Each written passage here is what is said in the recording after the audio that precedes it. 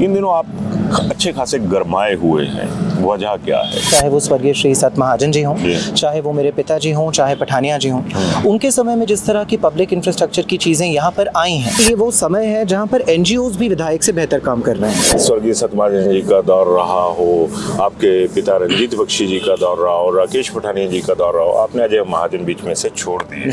हमारे विधायक साहब हैं, उन्हीं का पूछा हुआ एक सवाल जो उन्होंने विधानसभा के सभा पटल पर पूछा था। कौन से मौजूदा विधायक? मौजूदा विधायक, उनके पास लगभग 6 करोड़ की धनराशि जो है वो विधायक निधि के तौर पर आई थी। पब्लिक बेनिफिट का चोगा उड़ाकर इंडिविजुअल बेनिफिट्स अपने कार्यकर्ताओं को दिए गए हैं। 10 पंचायतों में 2 करोड़ रुपया खर्च कर दिया है और बाकी की जो आपकी एमपी साहब की होम पंचायत जसूर में कुल मिलाकर मुश्किल से 6 लाख रुपए का खर्च है। आईना अभी अकिल ने दिखाया है ना आपको, अकिल अकेला है ये आईना दिखाने वाला। कितनी पंचायतें आपकी इसमें? 51 बेनिफिशियरी पंचायतें कितनी रही? और ये जो खर्च हुआ है उसमें किसी भी तरह का पब्लिक इंफ्रास्ट्रक्चर क्रिएट नहीं हुआ। माइनिंग बेल्ट है, हमने उसमें 4 पंचायतें गिनी हैं। इन 4 पंचायतों में लगभग 86 लाख रुपए का खर्च जो है अलग से किया गया है। बहुत सारे ऐसे लोग निकले जिन लोगों को विधायक निधि दी गई है और उसके कुछ ही समय बाद या उससे कुछ समय पहले उनसे लैंड्स या तो खरीदी गई हैं माइनिंग के लिए या फिर लैंड्स लीज पे ली गई हैं। क्या उन्हीं लोगों को विधायक निधि से 1.5-2 लाख के उनका क्रेट वर्क सैंक्शन किया गया है। अपने लीडर्स को पूछिएगा जो आगे भविष्य भी तलाश रहे हैं। अपना जिक्र किया कि एमपी साहब राजीव भारद्वाज जी का जिक्र कर रहे हैं शायद आप। एमपी साहब को स्ट्रॉन्ग करना है या खुद को स्ट्रॉन्ग करना है, ये क्या है? ये इसमें एमपी साहब का घर है, आप देख सकते हैं कि फ्लाईओवर का काम आपने आते मुद्दे पे आ रहा था। जसूर की लीडरशिप, उससे मेरा सवाल है कि बर्बाद करके रख दिए आपने यहाँ के जो व्यवसायी थे। एनएचआई के जो पदाधिकारी हैं उनको आज से तकरीबन 6 महीने पहले एक चिट्ठी लिखी थी। उनके कहने का मतलब था कि हमें जाहिर तौर पे हम जानते हैं कि कितने कर इसमें फंड्स, नूरपुर वालों सुन लो यहाँ से, और हम आपको बताने के लिए लायबल नहीं है। उदय जी, उसमें 42 डेथ्स जो हैं वो इनके नॉर्म्स को वायलेट करने की वजह से हुई हैं। पुलिस की एक भी एफआईआर में एनएचआई का जिक्र नहीं है। एक्सीडेंट हुआ था, एक लड़का था, वो इनकी जेसीबी मशीन पीछे मुड़ रही थी, उसके नीचे आ गया। लगते रहे हमारे विधायक साहब भी आए और वो क्या करवाने के लिए आए? डेड बॉडी सामने पड़ी है, उसकी आप क्या वैल्यू लगा रहे हैं वो ये पता करने के लिए आए। 18,500 के मार्जिन से यहाँ पर जीत के आए हैं, प्रतिनिधित्व कर रहे हैं। वो लोग अपनी जिम्मेवारी क्यों नहीं समझ रहे?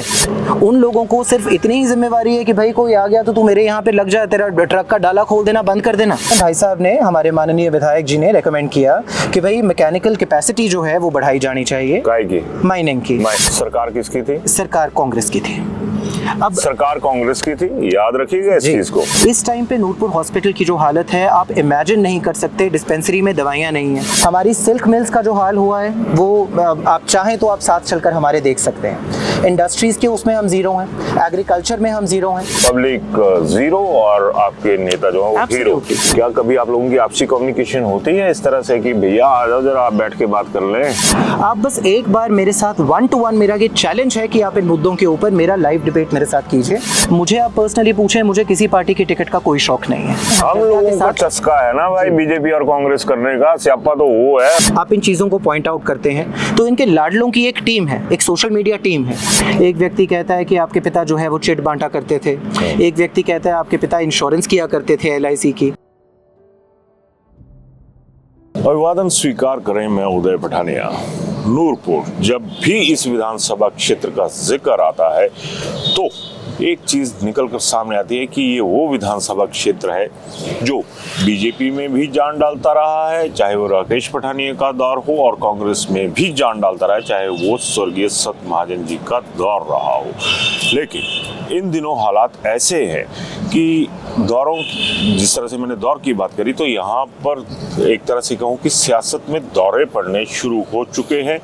और राकेश पठानिया के बाद, क्योंकि उन्हें फतेहपुर शिफ्ट कर दिया गया था, तो एक अनिश्चितता का माहौल जो है वो यहाँ पर बना हुआ है। लेकिन जिस तरह से मैं अक्सर बात करता हूँ कि सियासत में पढ़े लिखे जो लोग हैं, जो विजनरी हैं, उनका होना ज़रूरी है। और आज इसी कड़ी के तहत मैं नूरपुर में हूँ, जसूर में हूँ एट प्रेजेंट, लेकिन विधानसभा क्षेत्र नूरपुर है। और यहाँ पर IRS इंडियन रेलवे सर्विसेज के 2000 बैच के अधिकारी अकिल बख्शी मेरे साथ है।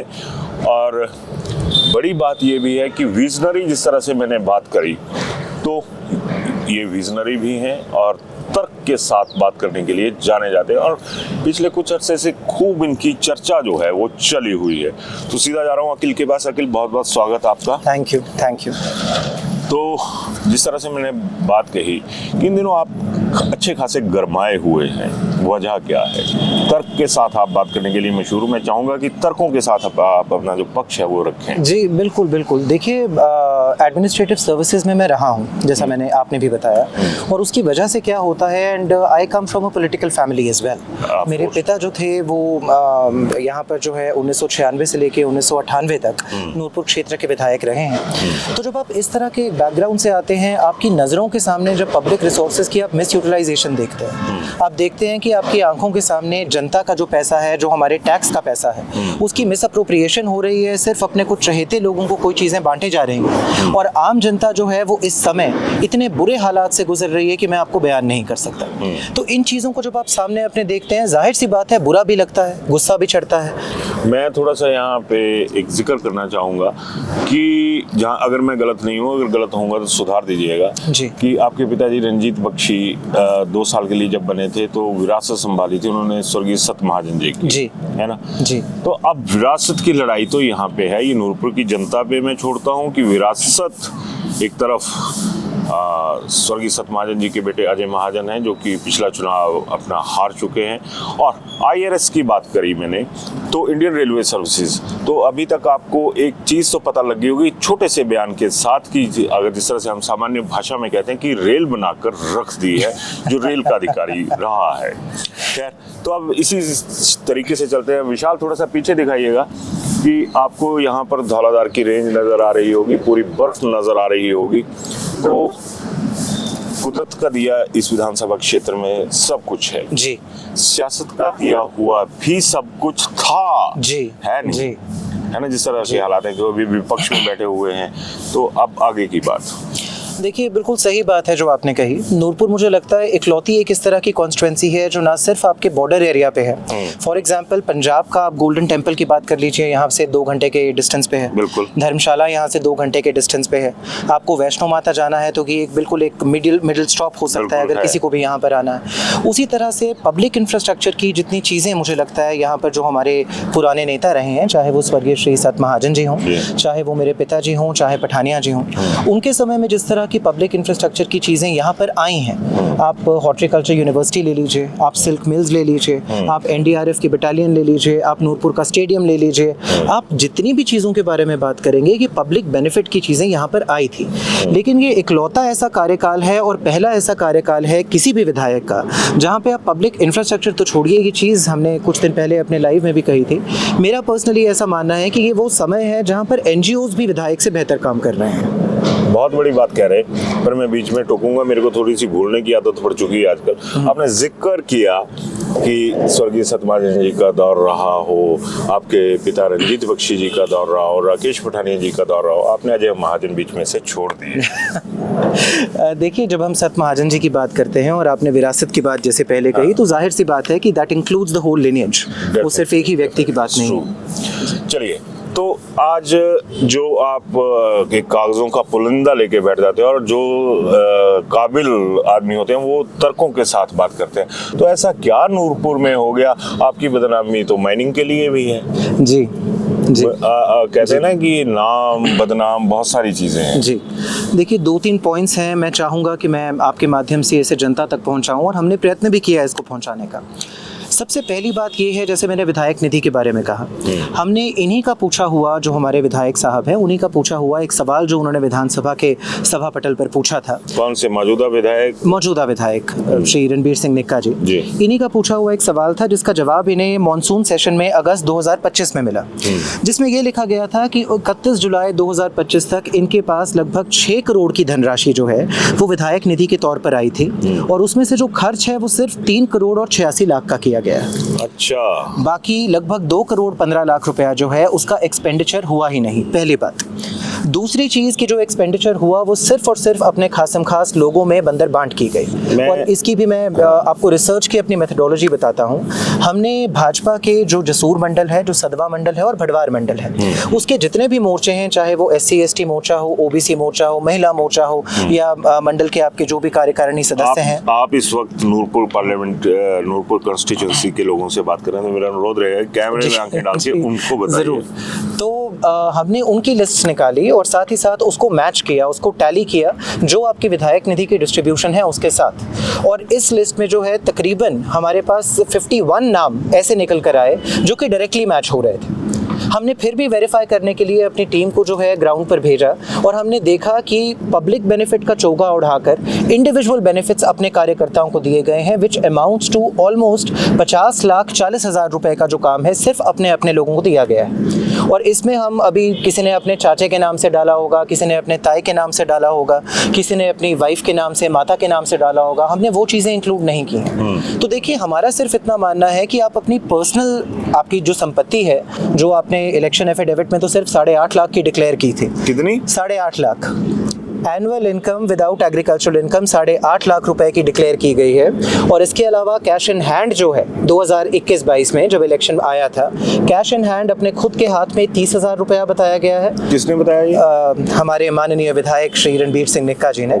और अपने स्पाउस के हाथ में कैश इन हैंड सिर्फ 25,000 रुपया बताया गया है। तो हमने तो ये भी सवाल उठाया था कि एक तरफ आप क्लेम करते हैं कि मैंने 2000 घर बनाने के लिए 20-20 बोरी सीमेंट दिया है, तो अगर आप उसी को मान लें तो कि कैलकुलेशन 3 साल की लगभग 2 करोड़ रुपया निकल जाती है। तो 8.5 लाख की एनुअल इनकम के साथ नंबर 1 आप 2 करोड़ रुपए का खर्च किस प्रकार से कर रहे हैं? ये डिस्प्रपोर्शनेट एसेट्स का एक बहुत बड़ा केस है जो आपकी नज़रों के सामने है। दूसरी चीज़, जैसे मैंने विधायक निधि की बात की कि एक बंदरबांट हुई है, अपने चहेतों को दिया गया है, साथ ही साथ मुझे लगता है कि आप इसे नासमझी कह लें, आप इसे बेवकूफ़ी कह लें, आप इसे लैक ऑफ एक्सपीरियंस कह लें, इसकी वजह से जो है बहुत सारी पंचायतों के साथ भी डिस्क्रिमिनेशन हुई है। 10 पंचायतों में 2 करोड़ रुपया खर्च कर दिया है और बाकी की जो आपकी रिमेनिंग पंचायतें हैं, जो 25 पंचायतें हैं, उनमें से MP साहब की होम पंचायत जसूर में कुल मिलाकर मुश्किल से 6 लाख रुपए का खर्च है, मुश्किल से। मैं एक बात अक्सर कहता हूँ, और ये जो आईना अभी अकिल ने दिखाया है ना आपको, अकिल अकेला है ये आईना दिखाने वाला। आप लोग अपनी PR के लिए टीमें तैनात कर देते हैं जो आपकी बल्ले बल्ले करें। जब आप कहीं जा रहे हो, आप नेता लोग, तो गले में आपके हार डल रहे हो, आप आशीर्वाद देते दिख रहे हो। आशीर्वाद लेने वाला नेता नहीं देखा जो ऐसा वीडियो डाले कि जनता मेरे को आशीर्वाद दे रही है। और इन्होंने अपनी टीम को धकेला हुआ है, रिसर्च टीम को उस तरफ जो सीधा लोगों के मुद्दे के साथ जुड़ी हुई है। लोगों को कम से कम पिक्चर तो क्लियर हो। हालांकि मैं इनके आरोपों की पुष्टि नहीं करता हूं, लेकिन इस चीज के लिए ये बहुत जरूरी हो जाता है कि अपनी टीम को अगर धकेलना है, अगर आपने अपनी टीम पे इन्वेस्ट करना है, तो उन मुद्दों पे करिए जो लोगों के साथ जुड़े हुए हैं। इसलिए मैंने पहले कहा था कि IRS, Indian railway services, rail तो यहाँ पर बनती हुई नजर आ रही है। अभी आगे चलते हैं। तो ये तमाम सब सारी चीजें हो गई। तो कितनी पंचायतें आपके इसमें? 51 बेनिफिशियरी पंचायतें कितनी रही? इसमें से जो मेन बेनिफिशियरी, देखिए हर पंचायत में कुछ ना कुछ दिया है, मैं ये डिनाई नहीं करूंगा, लेकिन हमारा सिर्फ प्रश्न इतना है कि ये जो भेदभाव, ये जो डिस्क्रिमिनेशन की है आपने, 10 पंचायतों में आप 2 करोड़ रुपया खर्च देते हैं, जो MP साहब की होम पंचायत है, और बाकी जो आपकी 25-30 पंचायतें बचती हैं, उनमें कुल मिलाकर आप सिर्फ 1 करोड़ और 86 लाख का कुछ खर्च कर पाए हैं, वो भी अलग अलग तरीके से। और ये जो खर्च हुआ है उसमें किसी भी तरह का पब्लिक इंफ्रास्ट्रक्चर क्रिएट नहीं हुआ। ये जो खर्च हुआ है कि कच्चे रास्ते निकालने में हुआ है, ये खर्च लोगों के पर्सनल डंगे बनाने में हुआ है, ये खर्च लोगों की नालियां बनाने में हुआ है। और वर्स्ट पार्ट ये है कि इस खर्च का अगर आप एक प्रोमिनेंट सा आप एक चंक निकालें तो आपकी जो माइनिंग बेल्ट है, हमने उसमें 4 पंचायतें गिनी हैं, हमारी यहाँ पे पड़ती हैं खन्नी झिकली, खन्नी ऊपरली, हडल और कंडवाल। इन 4 पंचायतों में लगभग 86 लाख रुपए का खर्च जो है अलग से किया गया है। और जब हमने उसकी भी आगे डिटेल्स निकाली उदय जी, तो आप मानेंगे नहीं कि हिमभूमि ऐप है एक, उसमें सब कुछ आपको डिटेल्स मिल जाती हैं, क्या है क्या नहीं। बहुत सारे ऐसे लोग निकले जिन लोगों को विधायक निधि दी गई है और उसके कुछ ही समय बाद या उससे कुछ समय पहले उनसे लैंड्स या तो खरीदी गई हैं माइनिंग के लिए, या फिर लैंड्स लीज पे ली गई हैं। क्या जी, ये क्या फंडा, ये तो नया नहीं आ गया। नहीं, ये नया थोड़ा नहीं सा है। एलाबोरेट करेंगे, क्योंकि आप आरोप लगा रहे हैं तो कम से कम उससे देखिए, पता तो लगे भी हुआ कैसे। मैं रेलवेज में रहा हूं जैसा आपने कहा, और आपको याद होगा कि कुछ समय पहले हमारे बिहार के जो पूर्व मुख्यमंत्री थे लालू प्रसाद यादव जी, वो भी रेल मंत्री थे। 2004 से 2009 का जो उनका टेन्योर था, जिसको अभी रिसेंटली जो है हमारे दिल्ली हाई कोर्ट ने क्रिमिनल सिंडिकेट का नाम दिया। बिल्कुल बिल्कुल। उसमें क्या हुआ था कि आपने कुछ लोगों को, कुछ बच्चों को, यंगस्टर्स को आपने ग्रुप डी रेलवेज की नौकरियां प्रॉमिस की थी और बदले में उनकी ज़मीनें जो हैं वो ली गई थी। तो मेरा तो मानना है कि अगर इस चीज़ के बारे में प्रॉपर एक इन्वेस्टिगेशन की जाए तो यहाँ पर भी वही स्कैम अल्टीमेटली निकलेगा। वही बात आ गई पढ़े लिखों वाली बात। अब वो छोड़ दीजिए भाइयों बहनों माताओं पिताओं और प्यारे बच्चों, अब जनता प्यारी किसकी है, यहाँ पर ये सवाल तो अकील बखूबी उठा रहे हैं और ये सवाल आप लोगों के सामने है। और ये कुछ सिर्फ नूरपुर की जनता के सामने नहीं है, मैं ये मानता हूँ, क्योंकि पूरे प्रदेश में ऐसी चीज़ें चल रही हैं जो कि हम लोगों की सेहत के लिए ठीक नहीं है। हमारे जो सियासतदान होते हैं उनकी सेहत हमेशा जो है वो चुस्त दुरुस्त रहती है, हम लोग हमेशा गलत साबित होते हैं। खैर, तो अब इसमें जो बेनिफिशियरी पार्ट था वो कैसे था, वो एलैबोरेट कर दो कि क्या हुआ उसमें, जो लैंड का जो आपने जिक्र किया। उसमें क्या हुआ है जी, फॉर एग्जांपल कुछ ऐसे लोग हैं जिन लोगों ने अपनी लैंड्स जो हैं 10 साल के लिए माननीय विधायक जी को, या तो उनके खुद के नाम पे या उनके मिसेस के नाम पे या उनके ब्रदर के नाम पे या उनके बेटे के नाम पे, ये नाम जो है हमारे सामने आए हैं वहाँ पे, लेकिन ना हमने फेसबुक लाइव पे लिए, ना हम अभी लेना चाहेंगे, because we respect the families. बिल्कुल बिल्कुल, होना भी चाहिए। तो उनके साथ जो है 10-10 साल की लैंड लीजेस हुई हैं, और उसके बाद जब हमने अपनी टीम को वहाँ पर भेजा तो उन्हीं लोगों को विधायक निधि से 1.5-2 लाख के उनका क्रेट वर्क सैंक्शन किया गया है। और ये क्रेट वर्क जो है अनफॉर्चुनेटली उसी लैंड को बॉर्डर करता है जो माइनिंग के लिए ली गई है। तो अगर आप इसमें अगर आप करप्शन की बात करें तो ये जिक्र मैंने पहले भी किया था कि पॉलिटिकल हमारे जो फंक्शनरीज हैं वो लायबल होते हैं लोकायुक्त एक्ट के अंडर, और अगर आप प्रिवेंशन ऑफ करप्शन एक्ट से करप्शन डिफाइन की जाती है, और उसके सेक्शन 7 को अगर आप देखें, सेक्शन 7A को देखें और सेक्शन 13 को देखें, इसमें क्लियरली ये चीज़ लिखी है कि अपने पब्लिक ऑफिस का मिसयूज, अपने आप को एनरिच करने के लिए, किसी तरह की ग्रेटिफिकेशन के लिए, किसी तरह की, मैं ये चाहूंगा कि आप लोकल डायलेक्ट्स में इस चीज को बोलें। जी जी हाँ बताइए। देखिए, किसी भी तरह की ये जो पहाड़ी में आ जाओ, if you are comfortable. I am comfortable, ऐसी कोई वो बात नहीं है, पर अब मैं अंग्रेजी के कुछ शब्द हैं ग्रेटिफिकेशन का, पहाड़ी ट्रांसलेशन इज वेरी, मैं भी खुद डिक्शनरी देख लूंगा जाके। तो ये कुछ इस तरह की चीज़ें हैं जो अपने आप को, अपनी जेबों को भरने के लिए जो है बेसिकली लोगों को बेनिफिट देने के नाम पे इस तरह की चीज़ें हमारे सामने लाई गई हैं, हमारे सामने की गई हैं, एंड इस चीज़ का वैलिड प्रूफ, वैलिड एविडेंस हमारे पास है, जिसे हमने पीछे अपने फेसबुक लाइव से जो है जनता की अदालत में भी रख दिया था। अब जनता की अदालत में सवाल लगातार आ रहे हैं, और ये सवाल भले ही 68 कंस्टिट्यूंसीज की बजाय एक में निकला, 67 जो कंस्टिट्यूंसीज हैं उनमें भी शायद यही सवाल उठते होंगे। अपने लीडर्स को पूछिएगा जो आगे भविष्य भी तलाश रहे हैं अपना, लेकिन अकेले यहाँ पर ऐसे नजर आ रहे हैं जो अपने भविष्य को एक तरफ रख के आप लोगों का भविष्य देख रहे हैं। अभी तक तो इनके जो आरोप हैं उनसे तो यही साबित हो रहा है। खैर, तो आपको क्या लगता है, जिस तरह से आपने जिक्र किया कि एमपी साहब राजीव भारद्वाज जी का जिक्र कर रहे होंगे शायद आप जी, तो ये क्या रहा होगा कि एमपी साहब को स्ट्रॉन्ग करना है या खुद को स्ट्रॉन्ग करना है, ये क्या है ये?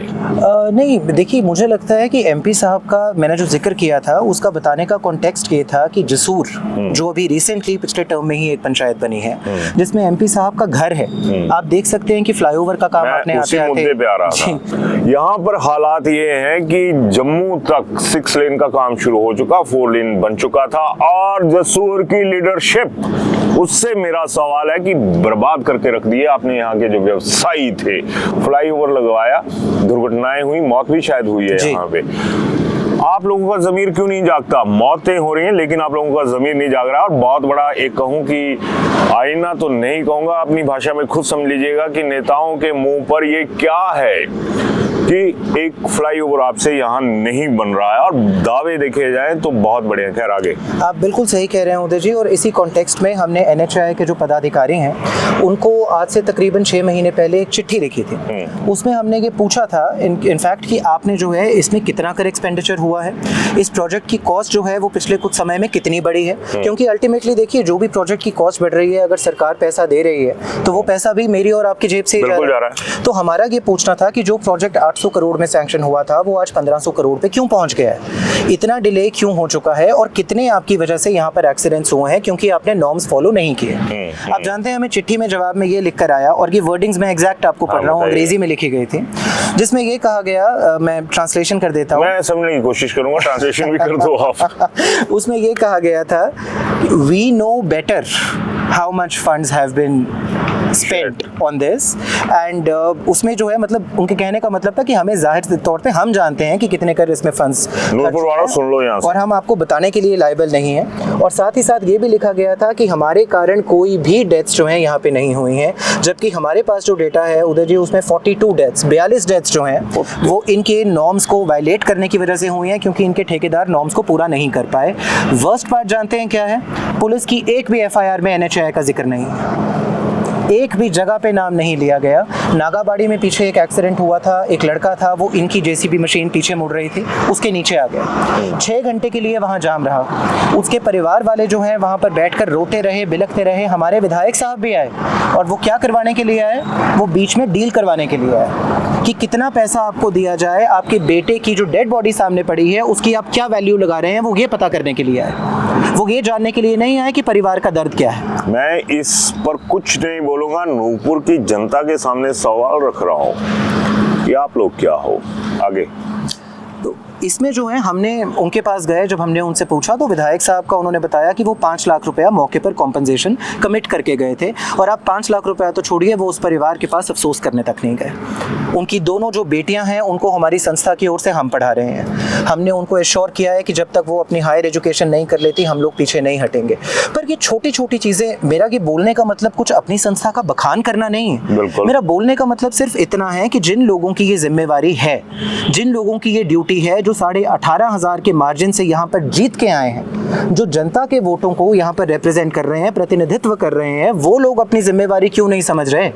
उन लोगों को सिर्फ इतनी ही जिम्मेवारी है कि भाई कोई आ गया तो तू मेरे यहाँ पे लग जा, तेरा ट्रक का डाला खोल देना, बंद कर देना, ये जिम्मेवारी है उनकी। या ये जिम्मेवारी है कि अपने लिए जब माइनिंग की पॉलिसी को इन्फ्लुएंस करने की बारी आती है, ये भी एक बात हमारी रिसर्च में निकली। 29 और 30 जनवरी 2024 को एक MLA प्रायोरिटी की मीटिंग हुई, जिसमें भाई साहब ने, हमारे माननीय विधायक जी ने रेकमेंड किया कि भाई मैकेनिकल कैपेसिटी जो है वो बढ़ाई जानी चाहिए, माइनिंग की माइनिंग कैपेसिटी जो है बढ़ाई जानी चाहिए, और मैकेनाइज्ड माइनिंग परमिट की जानी चाहिए। और आप मानेंगे नहीं, एग्जैक्टली 1 महीने बाद 29 फरवरी, लीप ईयर था वो 2024 को, वो माइनिंग पॉलिसी बनी और इसमें इनकी रिकमेंडेशंस एक्सेप्ट की गई। सरकार किसकी थी? सरकार कांग्रेस की थी। अब सरकार कांग्रेस की थी, याद रखिएगा इस चीज को। अब कहने की बात, 2 मिनट, बीजेपी कांग्रेस करते हैं हम लोग यहाँ पर। लीप ईयर 4 साल के बाद चबर्क तो हम लोगों का होता रहता है, अगर इनकी तथ्य सही है तो। चलिए, तो हमारा सवाल उनसे ये था, हमें ये भी दिक्कत नहीं है कि आपने माइनिंग पॉलिसी को इन्फ्लुएंस किया। इससे एक चीज़ तो समझ आती है कि सरकार में आपके अच्छे कॉन्टैक्ट्स हैं, आपस में आपकी मिलन बर्तन है, आप चाय पानी पीते हैं। तो हमारा कहने का ये मकसद था कि जब आपके कॉन्टैक्ट्स हर जगह पर अच्छे हैं, तो नूरपुर के लोगों की जब बात आती है तब आप फंड्स के बारे में क्यों चिल्लाते रहते हैं? फिर आप ये क्यों कहते हैं कि हम यहाँ पर मेडिकल कॉलेज नहीं, हालांकि मेडिकल कॉलेज डिस्ट्रिक्ट में सिर्फ एक ही हो सकता है, ये शायद नहीं इनको पता होगा। ये क्यों PSA प्लांट हमारा जो है यहाँ पर लगा है डिसफंक्शनल है, मातृ शिशु अस्पताल का इक्विपमेंट यहाँ से गायब हो गया, डॉक्टर्स की इस टाइम पे मुश्किल से 16 या 18 डॉक्टर्स हैं, जबकि यहाँ कैपेसिटी 26 से 32 के बीच की है। इस टाइम पे नूरपुर हॉस्पिटल की जो हालत है आप इमेजिन नहीं कर सकते। डिस्पेंसरी में दवाइयाँ नहीं है, अल्ट्रासाउंड के लिए रेडियोलॉजिस्ट नहीं है, एक बंदा आता है जो वेडनेसडे को करता है और चला जाता है। जो ब्रोकर्स हैं, जो जो बाहर जिनकी दुकानें हैं उनके कुछ ब्रोकर्स अंदर बैठे रहते हैं। लोगों के साथ जो है इस टाइम पे जिस तरह की एक मैं कहता हूँ, मैंने पहले भी कहा था कि जनता जिस तरह से त्रस्त है, मैं उसका अगर बखान करने पे आऊँ, आप एजुकेशन की बात कर लीजिए, लोगों से जुड़े हुए मुद्दे तो आप डिस्कस करिए, क्योंकि हम लोगों के मुद्दे जो हैं वो नेताओं की जमात में जब पहुंचते हैं तो वो मुर्दा हो चुके होते हैं। बिल्कुल बिल्कुल। अब आप देखिए, हमें पर्सनली ऐसा लगता है कि इस टाइम, और हालांकि हमारा आइडियोलॉजिकल बैकग्राउंड कांग्रेस का रहा है, लेकिन फिर भी मैं ये चीज कहना चाहूंगा कि इस टाइम पे आप देखिए बीजेपी और कांग्रेस में मुख्यतः इस टाइम मुद्दा क्या चल रहा है कि मनरेगा का नाम बदलकर महात्मा गांधी का नाम क्यों हटाया। एजुकेशन के बारे में कंसर्न नहीं है किसी को, हेल्थ के बारे में कंसर्न नहीं है, मोस्ट इंपोर्टेंटली रोजगार के बारे में। यहाँ देख के बोलिएगा इस चीज को, क्योंकि पढ़ी लिखी बात है। रोजगार की अगर आप बात करें तो department of industry, department of mining जो है, डिपार्टमेंट ऑफ इंडस्ट्रीज के अंडर आता है। नंगलाड़ का हमारा एक इंडस्ट्रियल एरिया यहाँ पे आज से 15-20 साल पहले सेटअप हुआ था। उस इंडस्ट्रियल एरिया में 99 ईयर्स की लीज दी गई थी, सब्सिडाइज्ड पानी, बिजली वगैरह उन इंडस्ट्रीज को दिया जाता है ऑन द कंडीशन कि 75% आप लोकल लोगों को एम्प्लॉयमेंट देंगे। और अगर आप आज वहाँ पर जाएं, मुश्किल से 10 या 15% लोकल लोग जो हैं वहाँ पर रखे गए हैं। कोई आवाज उठाने वाला नहीं है, नूरपुर के लोग सोए हुए। फिर तो हमारी सिल्क मिल्स का जो हाल हुआ है वो आप चाहें तो आप साथ चलकर हमारे देख सकते हैं। इंडस्ट्रीज के उसमें हम जीरो हैं, एग्रीकल्चर में हम जीरो हैं। एग्रीकल्चर की जो अलाइड एक्टिविटीज़ हैं, आप हॉर्टिकल्चर ले लीजिए, फ्लोरिकल्चर ले लीजिए, आप सिल्वीकल्चर ले लीजिए, उसमें हम लोग जीरो हैं। हम टूरिज्म के पोटेंशियल में यहाँ पर जीरो हैं। और जब हम लोग किसी भी चीज़ में हम लोग शून्य हो जाते हैं, लोगों के मुद्दों पर शून्य हो जाते हैं, तो किसी भी विधायक की कुर्सी का, किसी भी सांसद की कुर्सी का, किसी भी प्रधान की कुर्सी का क्या औचित्य रह जाता है, मुझे वो समझ नहीं आता। मतलब नटशल में मैं ये कहूँ तो ये है कि पब्लिक जीरो और आपके नेता जो है वो हीरो। एब्सोल्युटली। और हम पर भी जी कई बार ये कहते हैं कि आप जो कर रहे हैं वो राजनीति के लिए कर रहे हैं। बहुत सारे लोग ऐसा कहते हैं। मैं कहता हूँ जी, अगर हम मान लिया कि राजनीति के लिए भी कर रहे हैं तो आप भी अपने राजनेताओं को कहिए कि वो की चीजें करें। राजनीति जो है, आप इसको जिस भी तरह का नाम ले लीजिए, जिस भी तरह की चीज आप इनको कह लीजिए, मुझे आप पर्सनली पूछें, मुझे किसी पार्टी की टिकट का कोई शौक नहीं है। हम लोग अपने कर्म पे विश्वास रखते हैं। हम लोगों का चस्का है ना भाई बीजेपी और कांग्रेस करने का। स्यापा तो वो है, मैं अपने शब्द के लिए माफी चाहूंगा, स्यापा मेरे मुंह से बहुत बड़ी निकल जाता है, लेकिन जब फ्रस्ट्रेशन होती है तो हम और आप लोग झेलते हैं। खैर अखिल भाई आगे चलिए। तो इन्हीं चीज़ों के बारे में मुझे लगता है कि अगर आपको राजनीति कल को करनी भी है तो आप राजनीति मुद्दों की करें, आप राजनीति जनता के बेनिफिट की करें।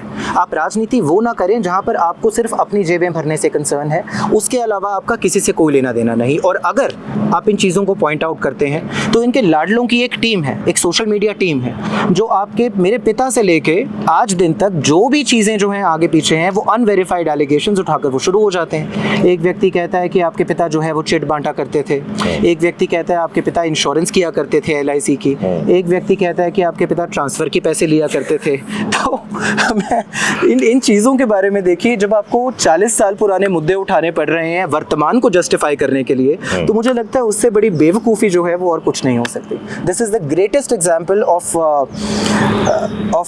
इडियोसी, इसे अंग्रेजी में कहते हैं, नासमझी की, बेवकूफ़ी की। ये सबसे बड़ा एग्जाम्पल है जो इस टाइम पे हमारे सर पर है और हमें भुगतना पड़ रहा है। खैर ऐसा होता ना कि हम जैसे आगे पूछ लिया, बात हो गई।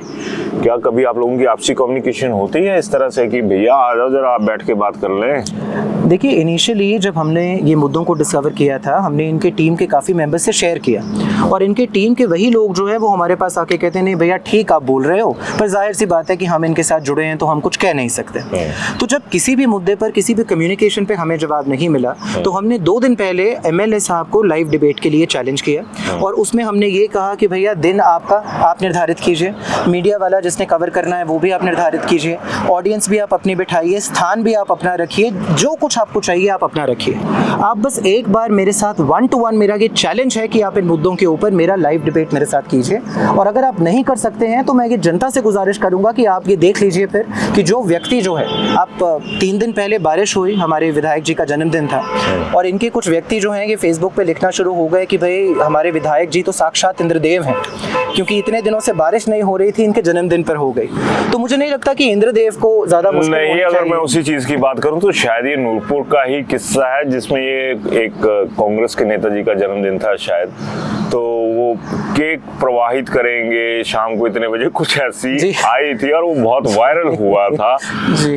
तो लास्ट मैं इतना कहूँगा कि रिसर्च टीम जो है वो ढंग की रखिए, जो पब्लिक इंटरेस्ट में काम करे, ना कि आपके सेल्फ इंटरेस्ट में। तमाम नेताओं को बीमारी है हिमाचल के, बीजेपी कांग्रेस सबको, कि अगर कहीं खाना खा रहे उसकी वीडियो, अगर कहीं मूव कर रहे ऊपर लाल पीली हरी बत्तियां जगी हुई हैं, लेकिन जो दिमाग के लोगों की बत्तियां आप लोगों ने बुझा के रख दी है ना, कभी उसकी तरफ भी देखिए। और मैं अकील को बधाई दूंगा कि कम से कम इनकी जो रिसर्च टीम है वो उन मुद्दों को सामने लेके आ रही है जो हमारे से, आप लोगों से जुड़े हुए हैं। खैर, इस मुद्दे पर अपनी राय जरूर दीजिएगा, लेकिन सार गर्भित शब्दों में दीजिएगा।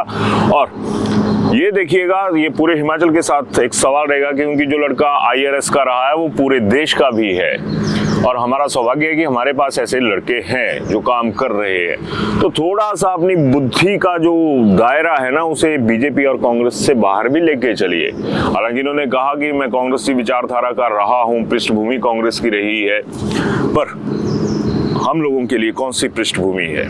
बाप दादाओं की जमीन, ये 4 लेन निकल गए, हर तरफ तबाही का मंजर है। तो हमारे जो पुरखे हैं ना, उनकी विरासत तो मलियामेट, अपनी आने वाली विरासत को भी बचाइएगा और उन तथ्यों पर ध्यान दीजिएगा, तथ्य परक बात कीजिएगा और अपनी राय भी जरूर दीजिएगा।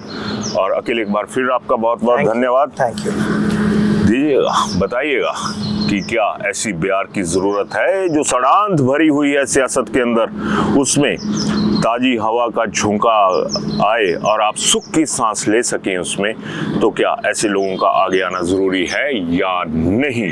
जरूर बताइएगा। धन्यवाद। शिमला होटल, घर के बाहर घर जैसा अपनापन। अपने वेकेशंस को सुनहरी यादों में पिरोएं शिमला होटल के साथ।